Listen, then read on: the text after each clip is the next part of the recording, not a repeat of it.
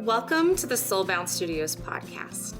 This is your space to dream bigger, live bolder, and create a life that lights you up. My name's Mandy. I'm your host, and I'm here to spark your creativity, fuel your growth, and remind you that your dream life isn't just possible, it's waiting for you. Through soulful conversations, heartfelt reflections, and actionable tips, we'll explore the art of living fully and authentically. Whether you're discovering your creative spark, setting boundaries that honor your worth, or manifesting your next big vision, you're in the right space. So let's dive in and start building a life that feels as good as it looks. And don't forget to subscribe and check out Soulbound Society, my Happy Mail subscription, for a dose of joy and inspiration to keep your journey going strong. Hello, and welcome to another episode of the Soulbound Studios podcast. I am so excited for you guys to meet my new friend, Lisa. She and I have just been vibing this morning, and we are sharing this love for creating a life of our own design. And she has so much to share with you guys. I'm really excited for you to meet her. So Lisa, go ahead and introduce yourself. All right. So Mandy told me that I'd be introducing myself like 2 seconds ago. Oh, sorry. No, it's all good. And I invite all of you guys to get to know me as we speak. And, I'm sure that Mandy will put my bio or whatnot in the show notes. I'm Lisa. I do lots of things. I call myself a creative energy optimizer. I'm a coach. I'm a lifelong performing artist, and I'm a writer. I'm a podcaster. I'm a human, and I'm just really happy to be here with Mandy. Lisa, you give me Liz Gilbert vibes. And that's a huge compliment in my world. Thank you. I'll receive that. My favorite author. And I just think that she has the most beautiful spirit and energy. And I'm just catching a lot of that same energy from you. And so that's a beautiful compliment in my world. Like, I think it's like the highest compliment I could probably give someone. Mine as well. So thank you very much. You're welcome. Do you like Liz Gilbert too? That. Do you read her books? Are you familiar? Oh yeah, for sure. For sure. Yeah. She's just beautiful. Oh, absolutely. Yeah, no. And it's so funny because I was just saying to you that I've just released my first book. So that makes that compliment even more, massive. And I really appreciate that. Yeah. So while we're here, let's just talk about your book. Tell me about your book and what it's about and how you got the inspiration for it. Yeah. Let's dive into it.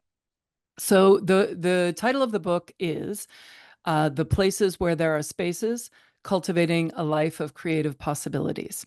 I'm so excited to read it. Oh, thank you. I'm going to go buy it. Excellent.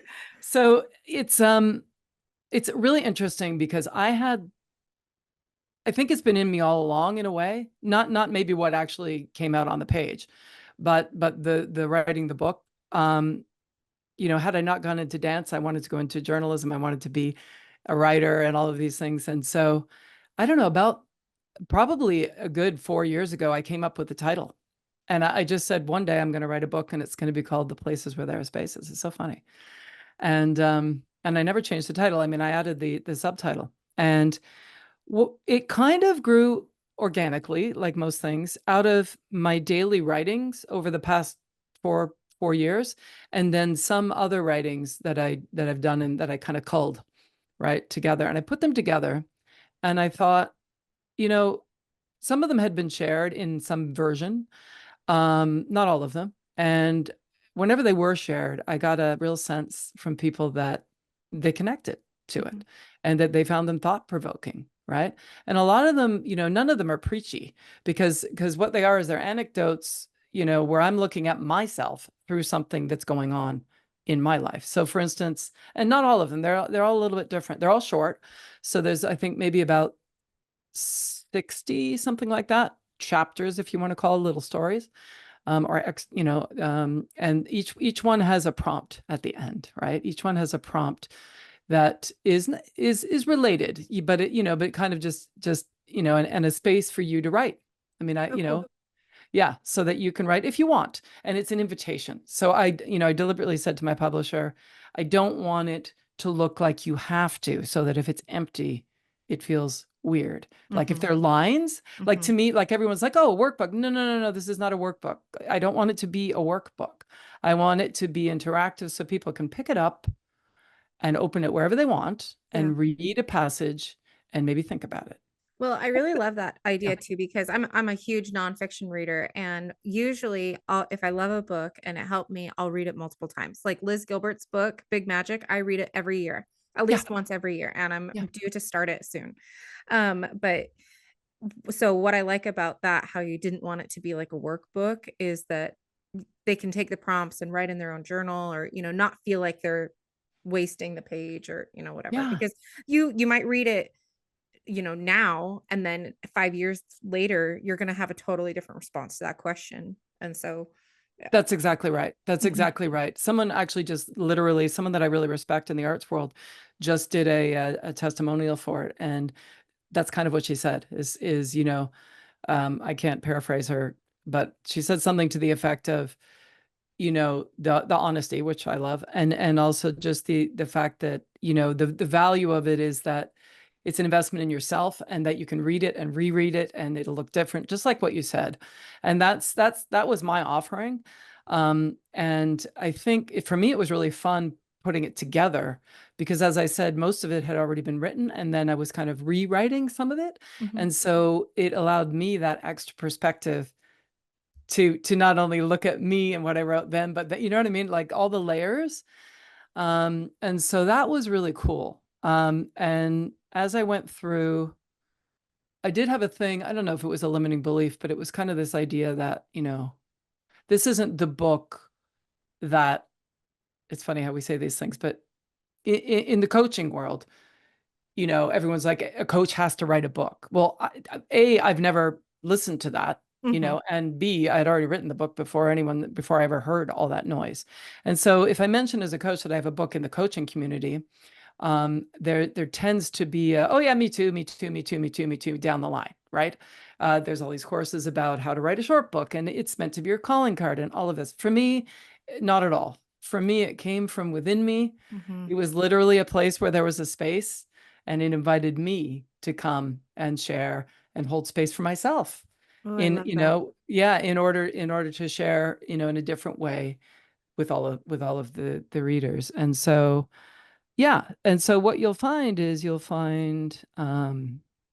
as I said, you'll find out, well, you'll probably find out more about me. It's not about me, but because it's coming from me, right? So some things will be very specific. Like I think the first chapter is literally when I was reflecting, when I just got to the mountains, when I was isolating, which is where a lot of it was written during the pandemic. Mm. And I remember sitting outside, and for me, my experience it was incredible. I mean, it was the most incredible time. We were stuck in a cabin Oh no, in that the sounds awful. Laurentians. Yeah, no, I mean, with my husband, who I love, and yeah, I mean, it was heaven. And so it was an incredible creative space, and it was also the space that my mother, who had passed and who was my absolute creative partner in terms of, she taught me to dance. It was her special place, right? Mm. And the fact that we got to be there and that the muses were just everywhere, it was just magnificent space for me. So like the first chapter is literally about, I'm watching the clouds go by, right? So it's a very, I don't want to say mundane, but that's what I think. Everyone thinks, oh, this is going to be about, Lisa's really creative, she's going to tell us how to be creative. No, no, no, no. I'm talking about living a created life. Mhm. And I'm talking about watching a cloud go by and going, this is feeling really in the moment and going, wow, this is amazing. And then thinking about the phrase, this too shall pass. And most Mm. people use that phrase as, this will get better. Mhm. And what I inquire about in the first chapter is, well, what if I don't want it to pass because it's good? Mhm. Right. So it's these kinds of musings, and some of the other ones are more specific to different things. But so it's kind of where I'm thinking out loud and then inviting you to think out loud. Oh, I love that. And I'm already like, as you're speaking about watching the clouds pass and things like that, I already start thinking of my own version of that. So I like to sit outside in my front yard with my dog, and I have these most beautiful trees, which my neighbor hates, but I love them. And there's squirrels and there's birds and there's all sorts of nature life. And Yeah. I go outside and I watch the sunrise and the way the sun hits the leaves and the way the squirrels just rest on the branches and the way the Yeah. birds play and they sing and the way my dog just lays in the grass. It's like the most serene moments for me. And I Yeah. just, oh my gosh, it's like in those moments, there's so much gratitude for my life. There's so much gratitude for the small town that I live in. There's Yep. so much gratitude for my home, my kids, my like everything is just so good when you can just stop and pay attention to the nature around you. Oh yeah. It's like my favorite moments. And Uh, I think that's part of living a life that you create, right? Like a life of your own design. Yeah. If you take the time to stop and smell the roses, you'll enjoy the roses a little bit more. But you have to create that life for 100%. you. 100%. And P.S. There's more than roses. Mhm. Yeah. Like I think it's even beyond that. Like literally, like that's what I've discovered. Because a lot of people, I feel when they how do I describe this?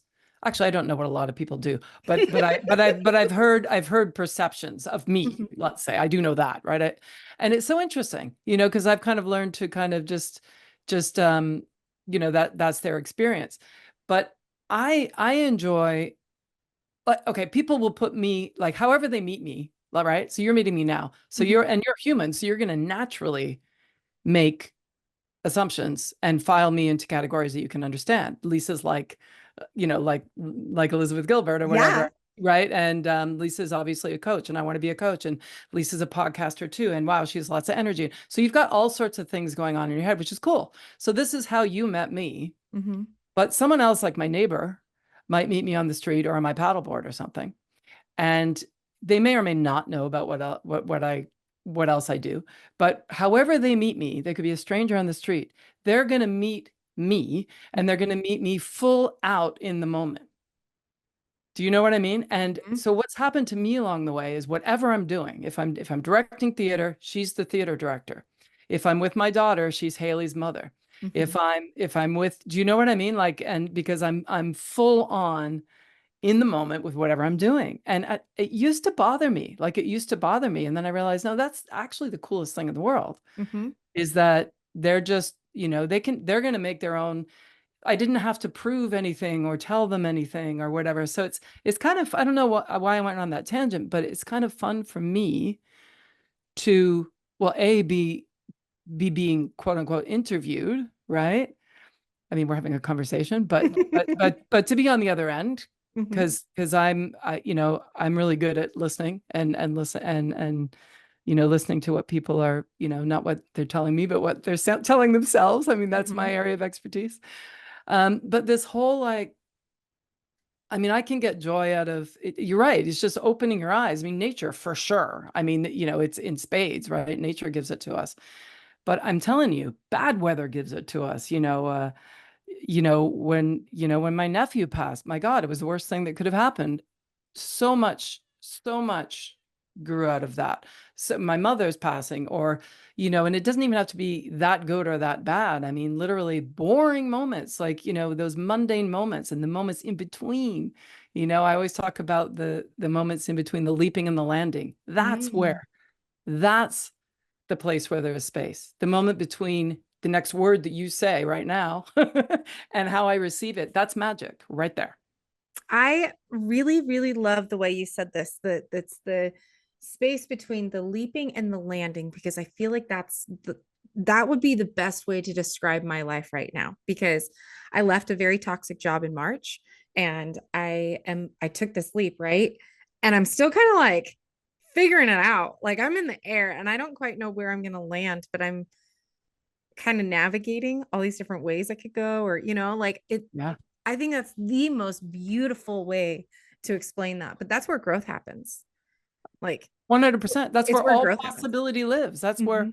That's where all the creative possibility. And when I say creative, I say that broadly. All the creative possibilities, the endless choices, the endless experiences, the things that you don't even choose, but that just appear, that's, yeah. Mm. I love Those are the this so places. much. Those are the places where there are spaces. I mean, it just speaks to me, right? And it's so funny because when I was very well known as a choreographer and a dance teacher and so on, in my classes, I would talk a lot about that. It's funny, someone made actually, I wrote about this in the chapter because, one of my students years ago, 20 years ago, gave me made me a mug, and on it she had written, like, she made the mug and it said, "The journey is the thing," and it put me as it said Lisa Hopkins, and I was like, "Oh, do I say that?" She goes, "Oh my God, you say that all the time." You're like, oh, there's a quote that I've said that people are publishing somewhere, and I didn't even Well, know. it was really funny. And I mean, I knew inside that, yes, I do say that, but it landed so much for her that she attributed it to me, right? I mean, yeah, the journey is the thing. I mean, that's what, I mean, that's what I believe that. And it's so funny because that was always the way what I taught, because you've got technique. Okay. And again, you can transfer the dance world, and you'll hear this in my book a little bit because obviously dance is my medium, but you know, there's the technique, but until you, which is important, obviously, but until, well, in life, you need to learn how to walk and speak and, be human and all those things. So, but the technique, but until you throw away the technique, like throw away the technique and forget about it, there's no real artistry. Mm. Right. And so I would teach basically some of the best dancers in the world. I was not because I was the best dancer in the world, but because I could elicit their best by teaching them that. And see, it's the same thing as what I do with coaching. I bring out your best. You know what I mean? I work with high performers. I work with people who are, top of their game, or, or know they can be, and help them get there. So for me, it's the same thing. Like, I'm learning that I haven't left doing what I'm doing. It's the same thing. It's just coming out in a different way. Ooh, yeah, that's really beautiful. And I really like the part where you talked about how the technique, um, sorry, there was a beeping noise and I didn't know what that No was. worries. um, No worries. the technique is where if you let go of that for a minute, you can feel the artistry, because I feel I can relate to that because I'm a painter. And so Yeah. with painting, Yep. when you're trying to like master a technique and it's not working for you, that's usually when it's the most frustrating. Hmm. But if you just let loose and you let the process be what it is and you create something out of the love for what you're doing, or Hmm. the emotion that you're feeling, or whatever it is, and you pour that into it, you end up with something way more beautiful than what technique could ever get you. Well, And a lot yeah. of the classes that I'm starting to teach are more process driven. And Yeah. I'm That's really cool. excited about them because that means every single person in the class, even though we all took the same class, they all get to create something different. Love that. Love that. And, it's not to say that technique's not important. Obviously, it is. It's a foundation. But what happens is we think that that's all it is. And we keep trying to perfect our technique, which is great. Mastery is wonderful. But, you know, ultimate mastery, right, of life or of a creative pursuit is I mean, you don't want to stop learning, right? So Mhm. if your goal is perfection as opposed to expression and so on, right? I mean, yes, you can use, I mean, my God, look at the Olympics, right? I mean, some of the extraordinary stuff they do, right? But the ones that really stand out are the ones that have artistry on top Mhm. of that Yeah. have sort of digested it and then just are trusting, and they just let it go. And when they think about it, right? It's the same thing. I mean, talk about high performers. I mean, that's what happened to Simone Biles. That's what happened to her last Mhm. time, right? She thought about it too much. Yeah, it got to her. It got to her, Yeah. right? But as soon as you tap into really your why, I mean, at the end of the day, we're talking about your why, right? Because we forget in the mess of trying to get good at something and everyone telling you, wow, you're so good at this. And, it feels good. And so you keep going and going, and then you're expected to be that good. Then it's all about meeting expectations. And then, then you lose why you're doing it for yourself. And then you really, well, it becomes unsustainable. That's why a lot of people, great artists are very unhappy. Mm. You know, this reminds me of, I freaking love this book. So my listeners probably hear me talk about this all the time, but Big Magic, Elizabeth Gilbert, Oh, yeah. she Well, talks about how you have to love your thing enough to like eat the shit sandwich. mhm. Like like painting every day or showing up for yourself and doing your art, your of sorts. You've got to love it enough that you'll still show up for it when it's really shitty. Yep. You've got to love it enough to like, because everything has its own shit sandwich, right? Even Oh if you yeah. love your new job, every single job has its own shit sandwich. And you have to decide, is your why big enough to help you get through this shitty sandwich? Well, yeah, and I mean, yes. I mean, yes. I would also say that, you said you have to, and you don't have to. Yeah. You don't have to do anything. I mean, I really hold people on the words they use because, when we're in binary, like you have to do this, you don't, then we feel like, okay, well, there's the shit. And then you start thinking, well, there it is. I have to put up with it. And so it becomes having to put up with it instead of actually just putting up with it. Mm, Does that make sense? The yes. distinction? Well, and if you And change it to you get to, there it is. yeah. If you That change it to, and I've been trying to, I'm glad you caught me because I've been trying to work on that one. Instead of using words like, for an example, I want to build this business, but I'm just beginning. Mhm. Changing it to and Yep. I want to build this business and I'm Yep. just beginning. It's a Hell much yeah. more like um optimistic type of Yep. way of saying it. And Yep. so when you say I get to struggle through this a little bit more so I can grow in my Hmm. creative field, it's Hmm. instead of having to eat the shit sandwich, Well, yeah. you get to grow a little bit more through the struggles because you love it enough to struggle through it. Yeah. I get to love something Mhm. enough that even through the shit, Mhm. I persevere because I love it. Mm. No, for sure. It's funny that you said that because I have a thing called the choice capacitor and a thing that I call energetic choice. And the model is that there's 5 energetic choices, really almost 6 now when I describe it. So, everything is energy, right? And our thoughts are energy, obviously. And how we show up energetically in our thoughts or in our life, it affects the way that we see and experience life, right? So if we're saying I can't, which is the lowest energetic choice, right? It's obvious. But how often do we say I can't? All the time. Hey, you want to come for dinner? No, I can't. Even, low key, lower, like I can't, right? That's just that very low key energetic choice. Whereas, the second one, and none's necessarily, worse or whatever. It's just more about recognizing it and then asking yourself if you want to shift it.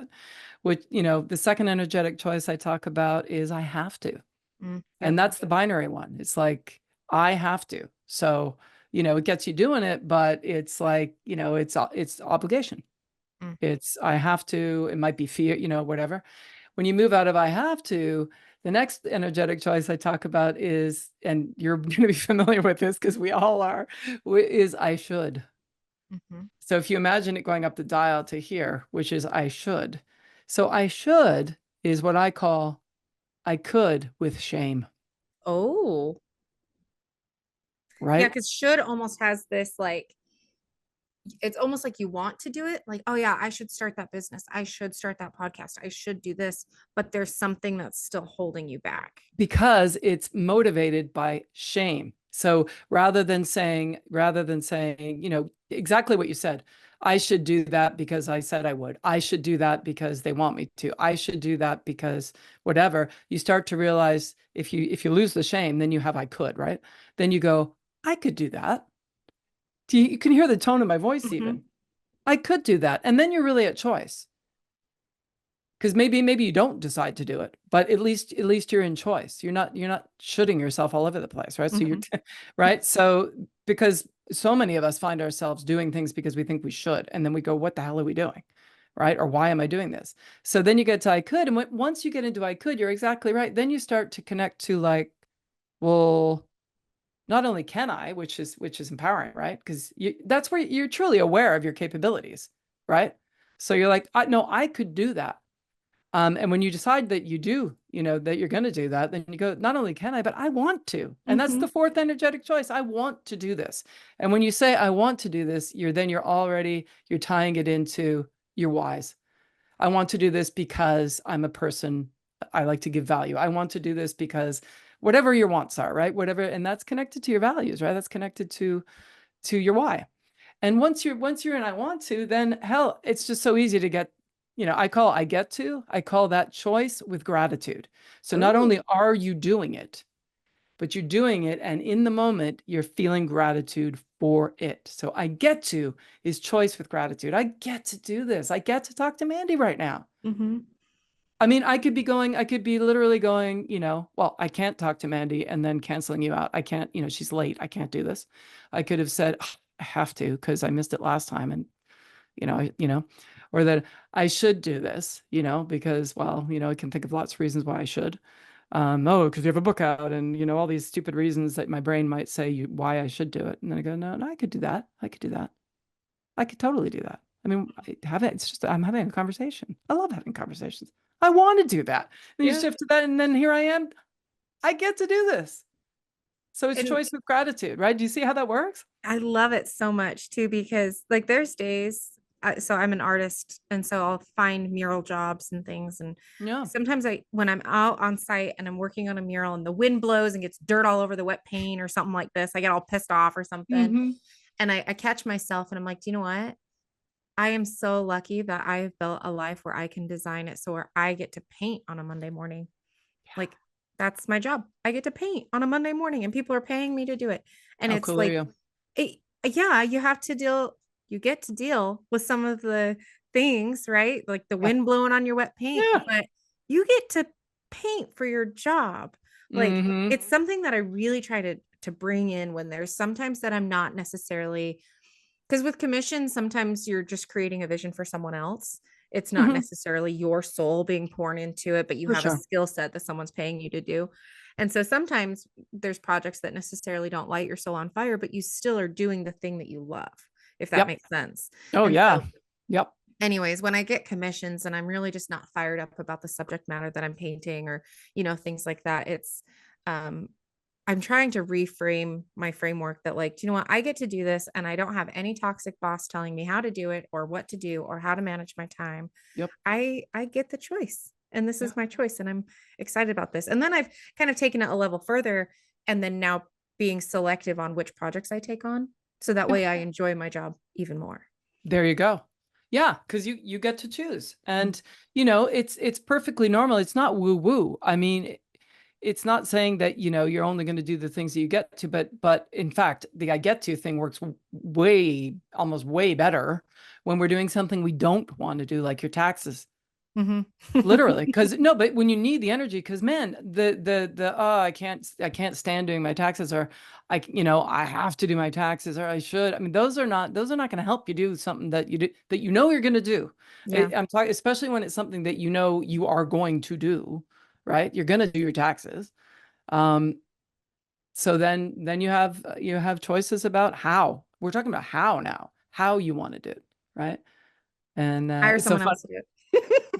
What's that? I said hire someone else to do it. Well, absolutely. But see, that's part of your how, and that's your choice. So, you always have a choice. Yeah. You always have a choice about how you see things. Always.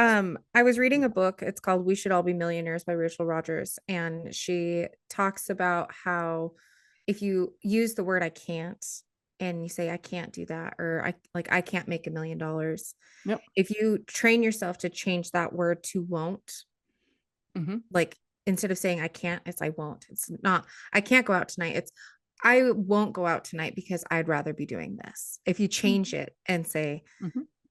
I won't do that, it almost holds yourself accountable and makes you realize that everything you are doing is a choice. Yeah. Yep.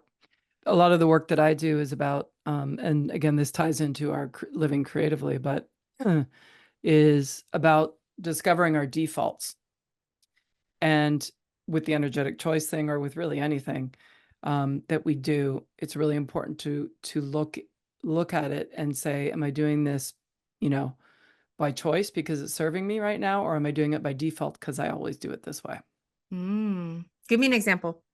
So a really good example actually is when you react or respond quickly to doing something.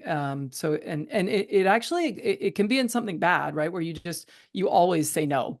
Like I can think of somebody I know who might say, you might invite them to do something and they just go, oh no, I never do that. right, or whatever, right? Or they might just sort of naturally do that. But it also where it really stands out for me, because I work with high performers, is when we default to our strengths, right? Mm. So defaults definitely are things where we default, where we just always kind of, no, I'm not going to participate. I'm not good at that. Or where you always go, I'm so bad. Or, you get these habits. They're like habits, right? Habitual ways of thinking. Those are what I mean by defaults. And so that stopping, that living in the moment piece is really important, because then you can go, wait a second, am I doing this? Am I doing this because I always do it this way? Or am I doing it because it's serving me in this moment, right? So that's huge. That's a space that you create for yourself. But when you have a strength, like what's something you're really good at, Mandy? Like that you would say is like your superpower. Could be in your art, could be in your life, wherever. I mean, yeah, the I feel like the easy, like lowest hanging fruit would probably be my art. That's one that I speak on. But I would say the other thing that I'm probably really good on is like um rallying a crowd, and like I can Yep. take a leadership position, and like I enjoy public speaking. Yep. I don't mind being in front of people. Yep. And is there something that you find yourself kind of always doing because you're good at, like either people ask you to do it, or you just do it? Are there anything, can you think of anything specific? I over volunteer for things. Usually like Ha, if interesting. like so I'm a troop leader for Girl Scouts, and that happened because I accidentally volunteered for it. um I say accidentally because I would never intended to. It wasn't part of a plan, but when I showed up and they needed a troop leader, I raised my hand, like my kid needs a troop leader. So I signed up for it. But in that, then I've learned that my digital and my marketing expertise, like being able to make QR codes and put them on flyers so people can easily see them and things. I happen to volunteer for things that I naturally can do that apparently other people don't know how to do that. And I didn't know that that wasn't a thing. And I'll over volunteer myself for things that if I can like easily get in and create a design of sorts, or I don't know, different things like that. If it's easy to me, I'll volunteer for it because it's easy to me. That's interesting. We could totally dig in, but we probably shouldn't. A coaching session. But no, that's super interesting. I'll give you a simple example of what I mean too about the strengths, because yeah, I don't want to dive into your thing right now because it will be that we'll go there, but it would be maybe on a separate call. Okay, so a lot of my clients, as I said, are high performing creatives, and they're really good at what they do. They're established in their careers. They're known for whatever it is they do. And so they do it the way they do it, right? Like, they're really good at, say, hitting the mark, or really good at being funny, or really good at whatever it might be. Or so whatever it might be that they're really good at, um, they're they kind of put an expectation on themselves. They default to it because they're good at it, right? Mhm. It's easy. It's easy to go there. But what happens sometimes is you overshadow.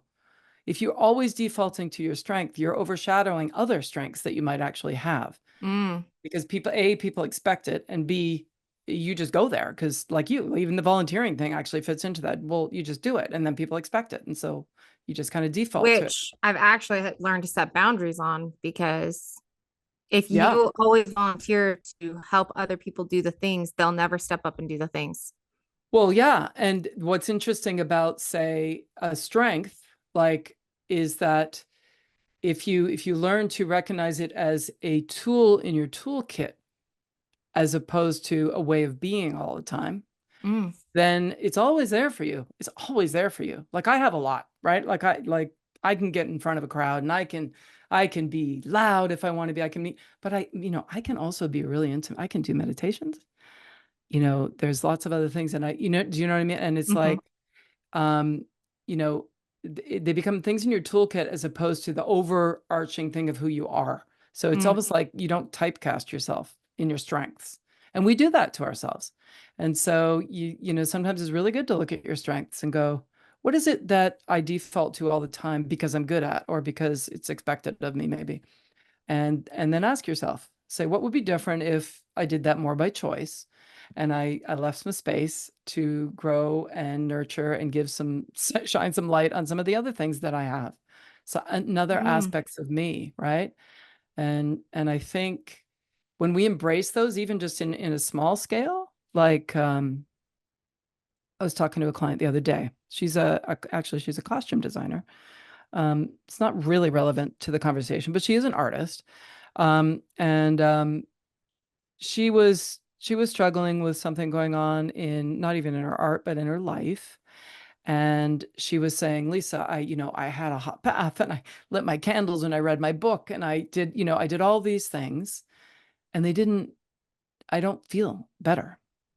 And we talked about, I said, first of all, it's great that you've got some things, some go-tos. I said, but you're only going, how often do you do those go-tos when you're not stressed out? Mm. She goes, well, I don't. Yeah, exactly. That's why you don't enjoy them.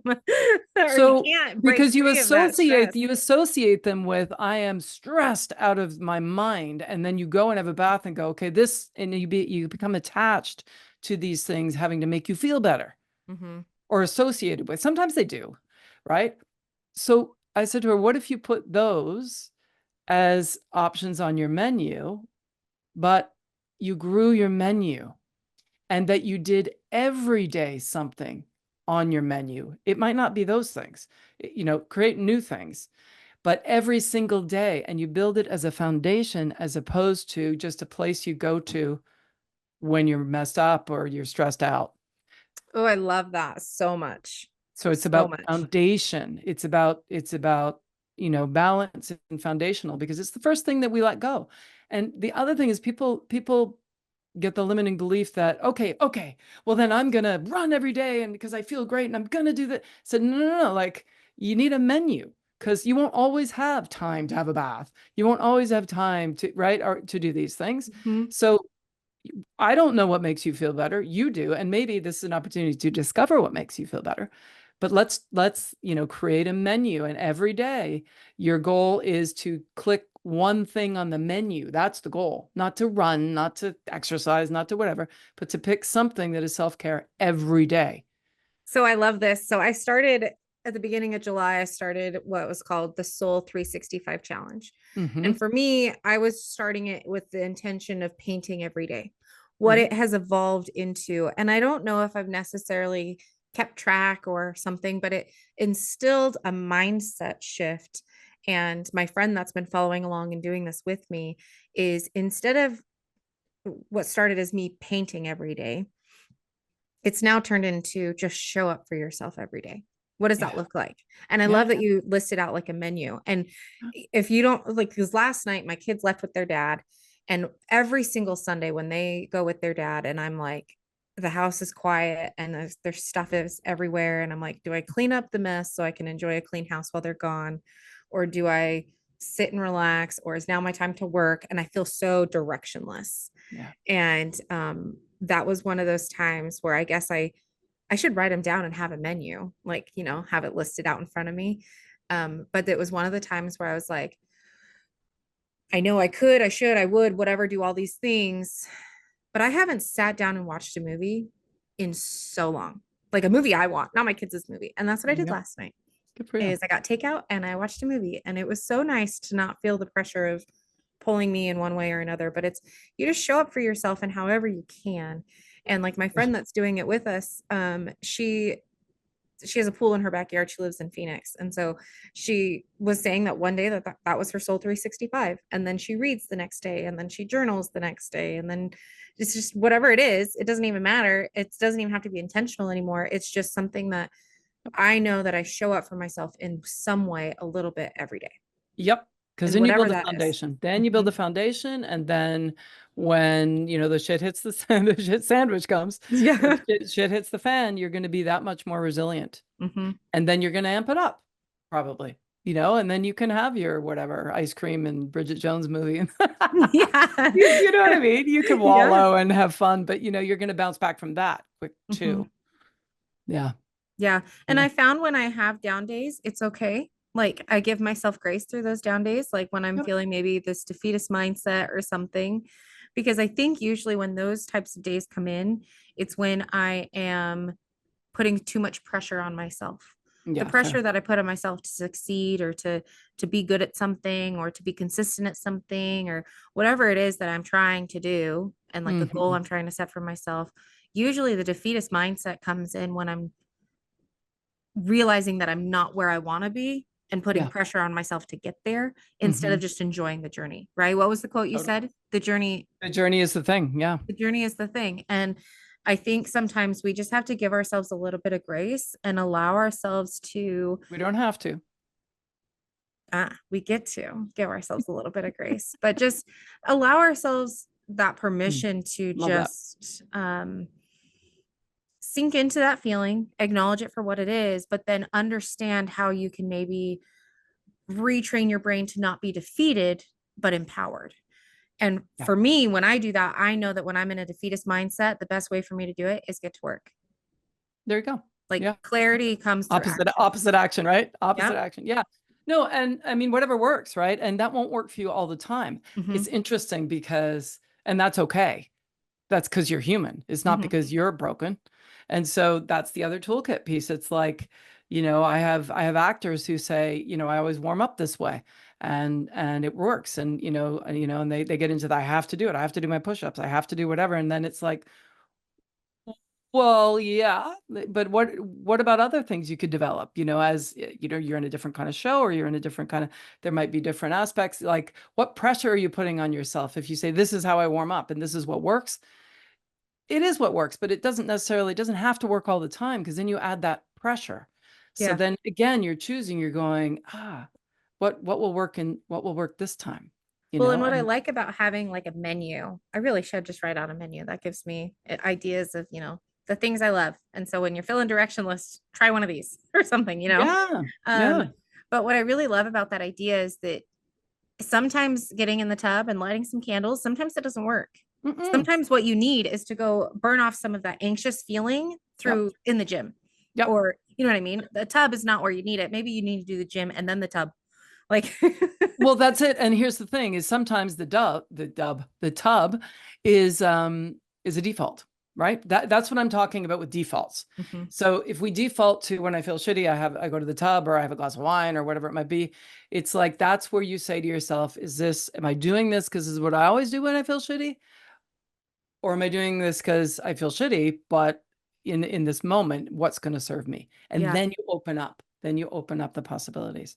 I Do you see love what I mean? this. Yeah. There's this book that I read years and years ago, and I'm going to paraphrase this, but it's called The Pumpkin Plan by Mike Michalowicz. Hmm. And he essentially talks about how, like, if you want an award-winning pumpkin at the carnival, you've got to trim back all of the weeds that are around the pumpkin so that way the pumpkin is getting all the nourishments that it needs. And you Mm-hmm. have to just put all of your attention on this pumpkin. And I think what that was trying to say is that, if you want something to grow, you have to give your love and attention to it and try to trim back and set boundaries around the things that aren't serving it. Right. But what I love about this conversation and this narrative is that you don't have to put all of your attention into one thing. You get to choose between of your whole menu of things that you love that Oh will yeah. help build you and grow you as a human being. Oh hell yeah. It's an Yeah. opposite narrative, and I love both perspectives. Yeah. Well, yeah. I love that. I love paradoxes, right? I love Mhm. that two things can exist at the same time, and that's just the more the merrier, right? I mean, that's another choice too. And but that is the way I live my life. When we talk about living, cultivating a life of creative possibilities. I mean, yes, I happen to be a creative person, by trade, but beyond that, I think no matter what I did, and no, it is true, no matter what I do, I I live creatively, and all that means is that I live in the places where there are spaces. I see opportunities everywhere. And I don't mean opportunities like things that are going to advance me. I mean unattached opportunities to live and express myself in the world. And that's what for me, that's what creative living is. Mm. Yeah. Yeah, because there's freedom in it. Oh my gosh. Endless. Yeah. And that's what I'm Endless. feeling a lot with this.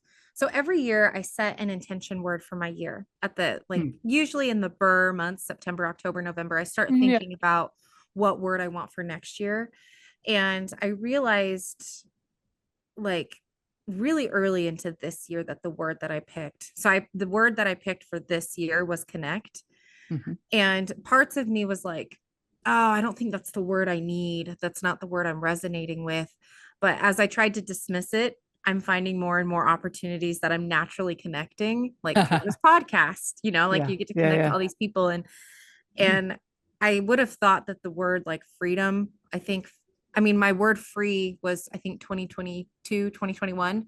And that one was such a powerful word for me for that intention word. But sometimes, oftentimes what happens for me is that you set the intention word and it ends up being something completely different than what you thought it would be. Yep. It transforms itself into It something that you would have 100%. never, ever, ever guessed that that word would have manifested for you. 100%. Yeah, no, I think that's very true. I mean, I think things are never, what is it like? It's like, why are you here? It's never really the reason that you think you're here. Mm-hmm. Whether it's why I came on the podcast or why you wanted me on the pod, or, it's not really the original reason you thought. Yeah. I went to Elizabeth Gilbert was in town and she did a conference. And of Nice. course, when I saw the tickets were available. Did you go by any chance? Oh, yes, I did. I bought my tickets months and What a months. surprise. So what's funny is that was actually, it happened by chance. I didn't go out seeking. I didn't see, like, I wasn't following her and she said, Yeah. hey, I'm going to be in Boise. And I'm like, oh, cool. I had this really strong impression that I should write a book one day. And I found a free writing workshop. Mm-hmm. And the way they marketed it really spoke to me because my associate's degree is in architecture and they called it basically like architectural writing. Like you have to have like a framework for your writing. And they basically like different slopes of the roofs would be different plot lines and different things like that. And that's how they put it together. So I went to this writing workshop and that was where I found out that Elizabeth Gilbert was coming to Boise. And that's when I was like, oh, how cool. So I didn't even I just kind of stumbled upon it because I had another impression that I should be doing something else. And then I found that information. Anyways, what I was getting at is at that conference, she was talking about purpose and how everybody puts all this pressure on figuring out what your life purpose is and what you should be doing with your life. And she's like, I see sometimes an opportunity to find purpose in little mundane things. And she doesn't intentionally do it. She just realizes it after the fact. And she was saying that she was on vacation one time and she was just leisurely walking around, I don't know, LA somewhere, whatever location she had mentioned. And she didn't have anywhere she needed to be because she was on vacation.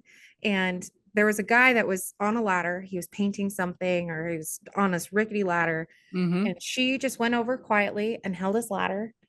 And he continued about his business. He had no idea she was there.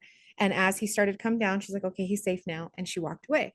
And she said, what if that was my purpose in my life? Like what if that was the reason I needed to be, is because that man was going to go on to like cure cancer or like do different things. Right. Yeah. But my sole purpose was to be there to hold his ladder. And like we put so much pressure on like what our purpose is and like this divine calling that we should have. And what if it's just to be a good human? I love that. 100%. Yeah. No, I mean, absolutely. And it's so funny because I always said, I remember making my website whenever I don't know, quite a while back.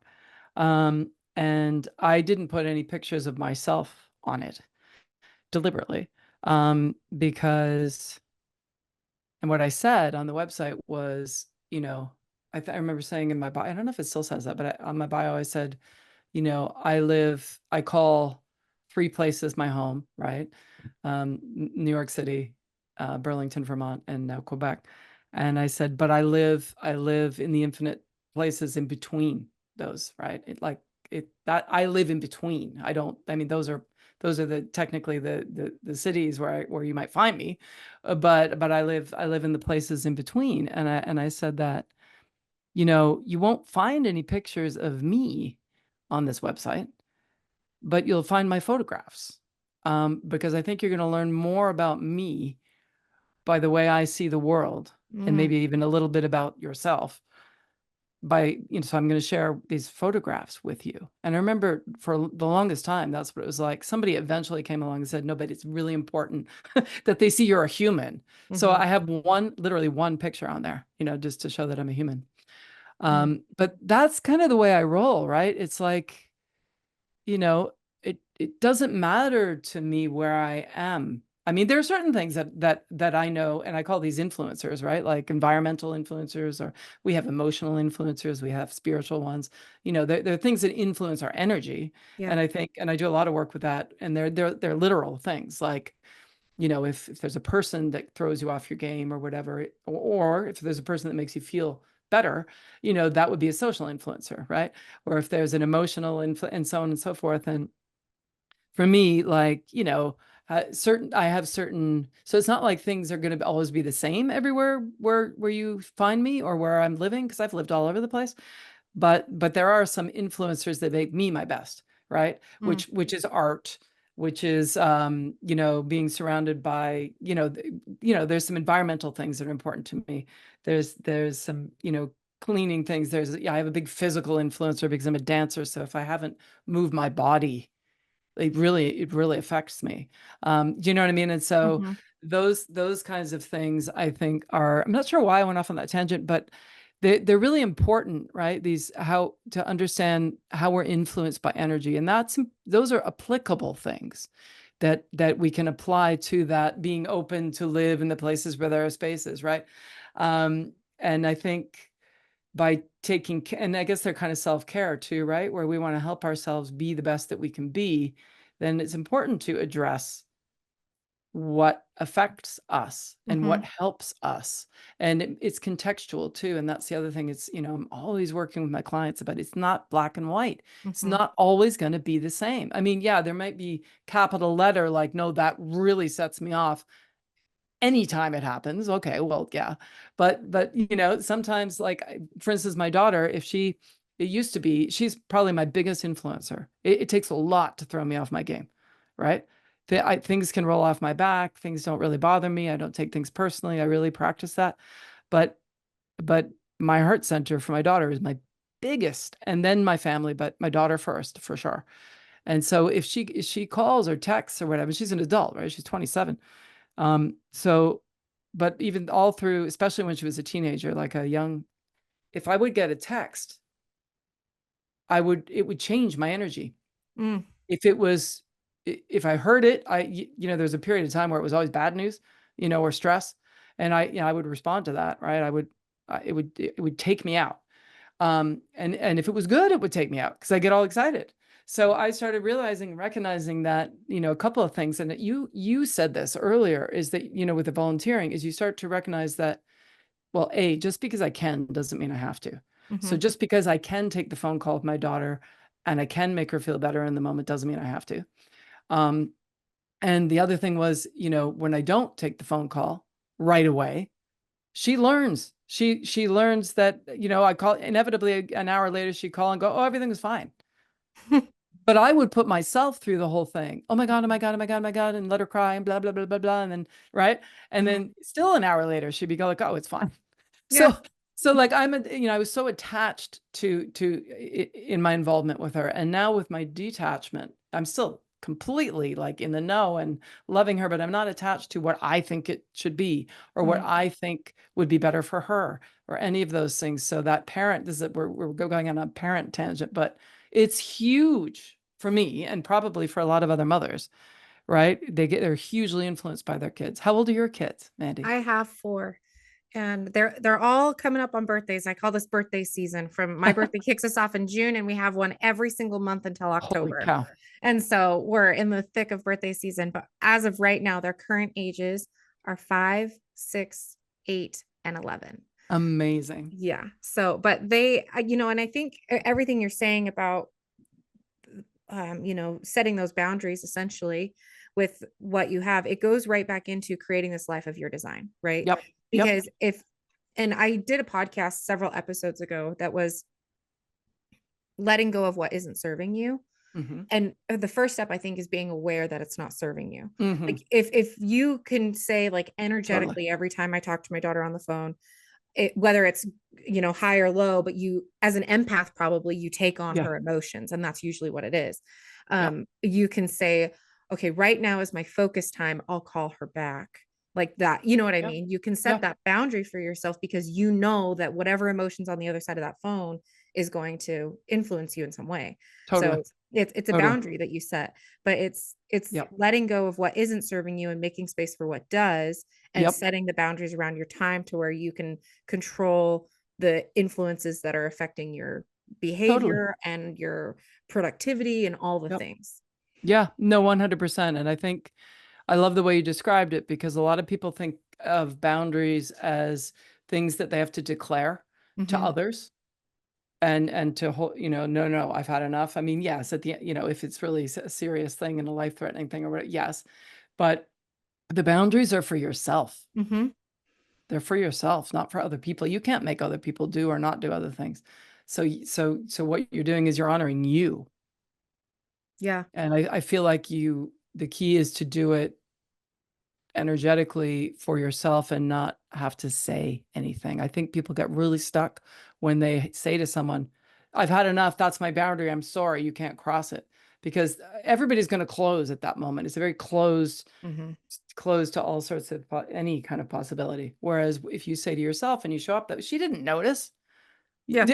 do you know what I mean? I noticed massive change in me. And she probably, subsequently felt, probably not knowing why, but massive growth in herself, because she was Yeah. handling stuff herself, Because it's empowering to, manage your own problems without having to call Exactly. mom every time, or, Yeah, and she'll eventually exactly. learn, like, that she can process it on her own and not Yep. have to call every time, or Yeah. she'll tell And you I after the mean, fact. she doesn't at all anymore. I mean, we established this quite a while ago, but I remember that as being a real thing. Mhm. It's hard. So yeah. Yeah. I Yeah. think as an empath, I can relate to that, because there's a Yeah. lot of times where someone will call you just to vent and stuff, but then, like, I'll take on all of their emotions that they're holding. And then by the Mm. time we're done with it, I'm exhausted. Or Yeah. just different things like that. It can get kind of stressful, but there's a quote that I can't take credit for it, but I don't know who said it, or I'm probably paraphrasing, but it's boundaries are meant to keep the people in your life closer, not to Yeah. push them away. I love And that. it's intended to set a good, strong environment for yourself, so that way you can continue to let the good people in. I love that. Yeah. 100%. It makes perfect sense, right? Yeah. So I have a question for you. Yeah, So please. as we're wrapping this up, if, say, you get a new client and they are just feeling so stuck in their life, they hate their job, home life's a mess, they're just feeling that they know that there's more out there for them, but they can't figure out what it is that they want to do.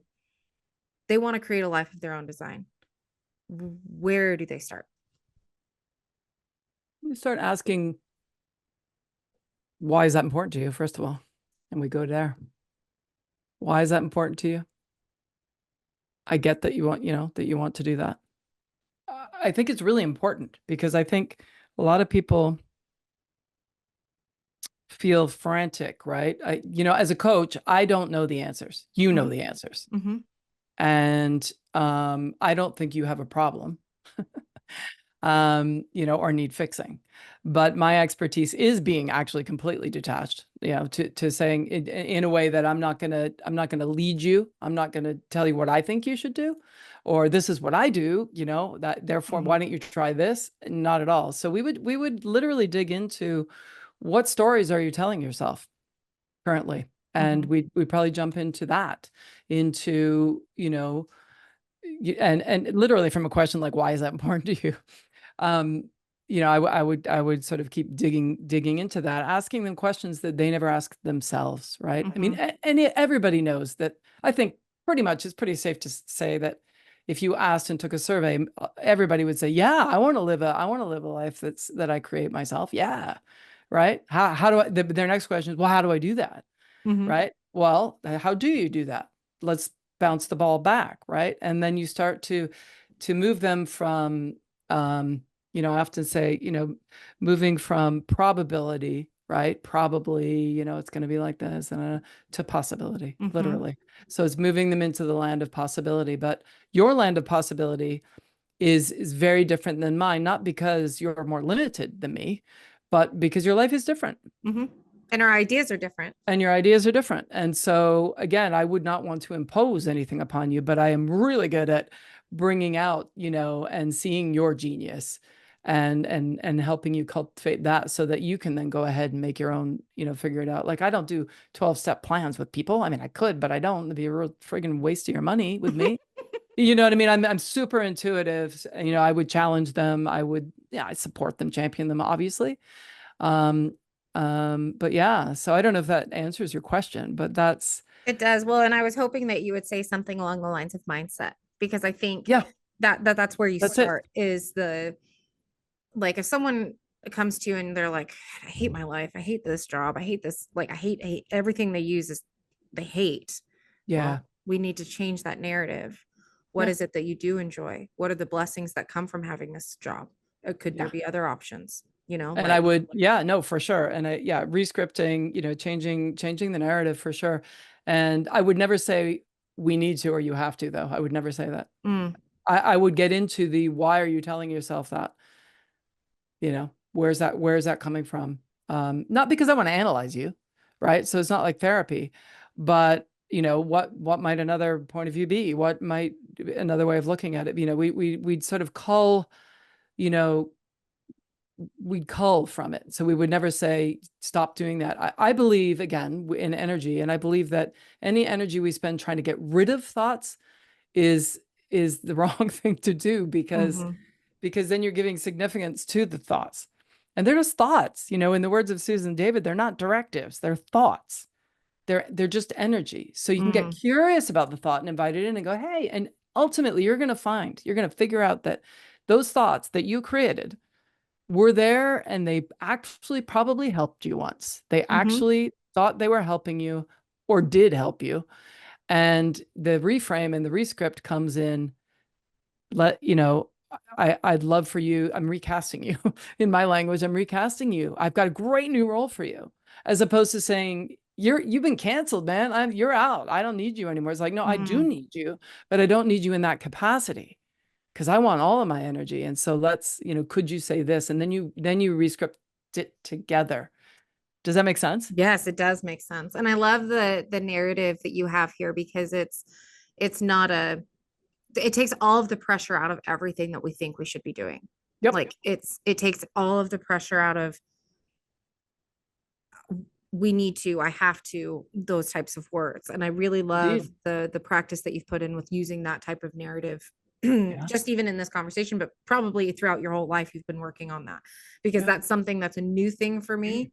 And to hear people catch me in those types of words, I love when they call me out, because it's like, no, you Yeah. don't need to, you get to. Or you want to. I mean, Yeah. there's nothing wrong with wanting either, by the way. Mhm. Yeah. Do you know what I mean? Yeah. Well, I think There's, wanting is a direct invitation, like asking the universe for it. Like, yeah. And I think if you want to do something, that's cool. And then it invites why, and it invites how, and it invites all those things. But it keeps you in your power. Your power is not, you know, here I am, your power is in choice, literally, I believe. And the I get to thing is not meant to say, okay, well, just say it, and it'll make it. Do you know? I mean, it's again, because it's choice with gratitude. At least in my model, it's choice with gratitude. That's what I get to, is it mhm. means you're at choice with gratitude, right? So when it really works well, like I said, when you're doing something that you're going to do, you've chosen to do it. You haven't said, I'm not going to do it. And it might not be something you want to do, right? Like taxes. Yeah, particularly like taxes is such a good example, right? So then, yeah, you get into the how anyways, Mm. but It uh, reminds me of Liz Gilbert's narrative on fear. Like, fear has a place, and fear is really good at its job, because fear is, yeah, there's a place for it, because yep, it keeps you safe and yep, all the things. yep, But you can't let fear drive all of your decisions. nope. It doesn't even get to touch the radio when you go on a road trip with fear. It gets to hang out in the back seat, but it's always welcome.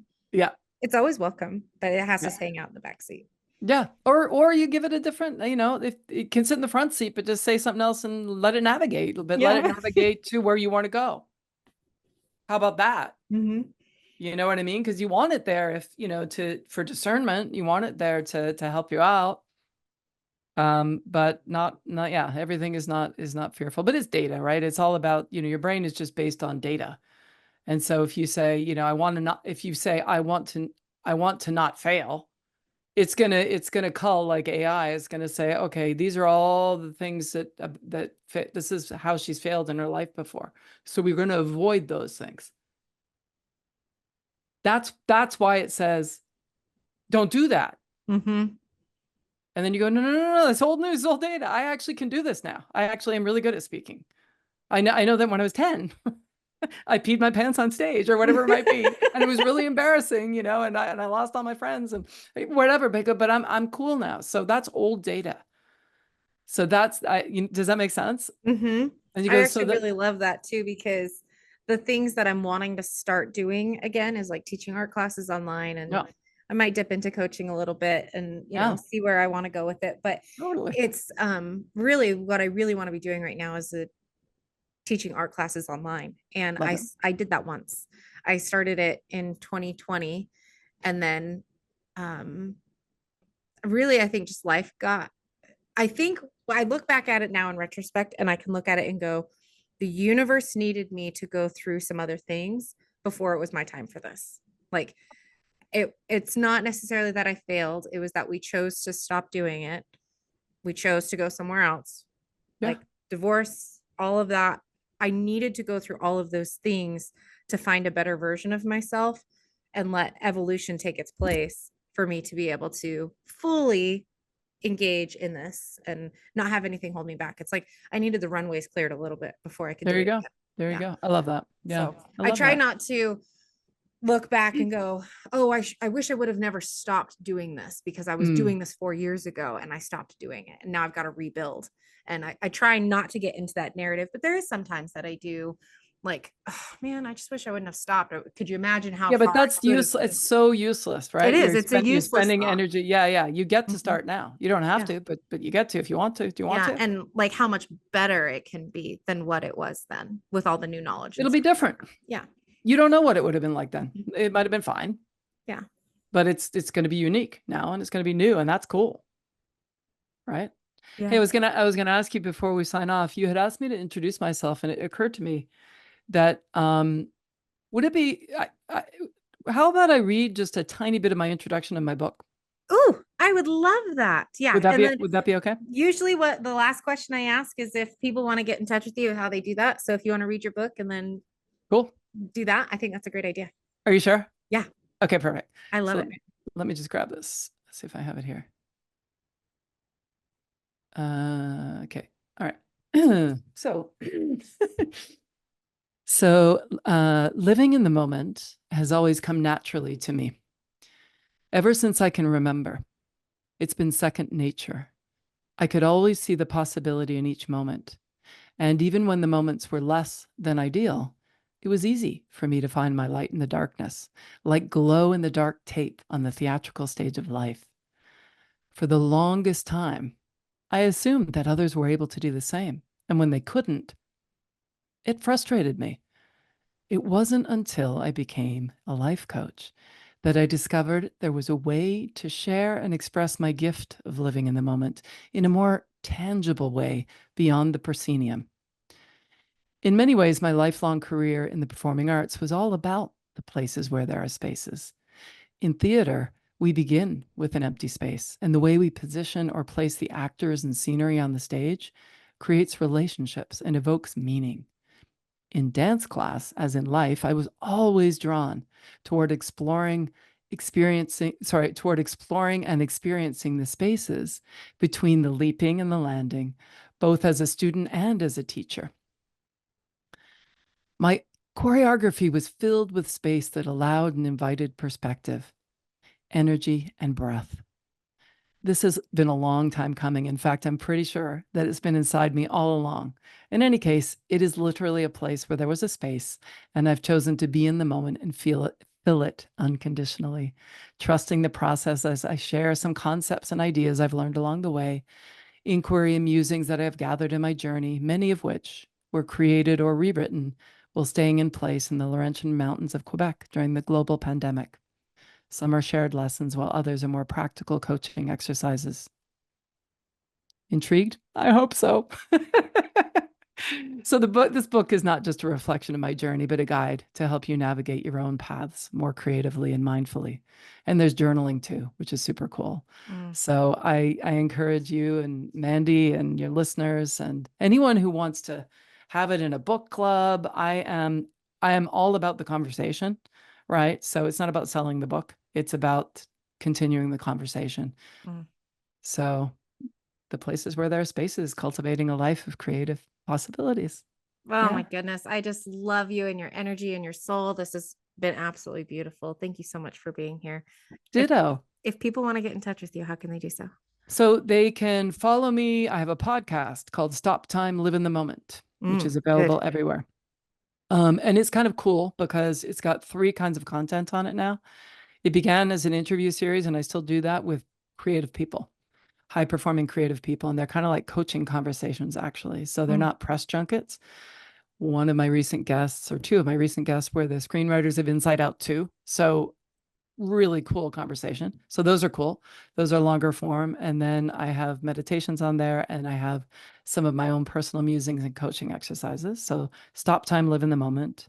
And then my website is wideopenstages.com, and Instagram at wideopenstages. And of course, most importantly, go out and get the book, because I think it's something you can interact with, right? It's available on Amazon, the places where there are spaces. Lisa Hopkins, you'll put it in the show notes, maybe with a link.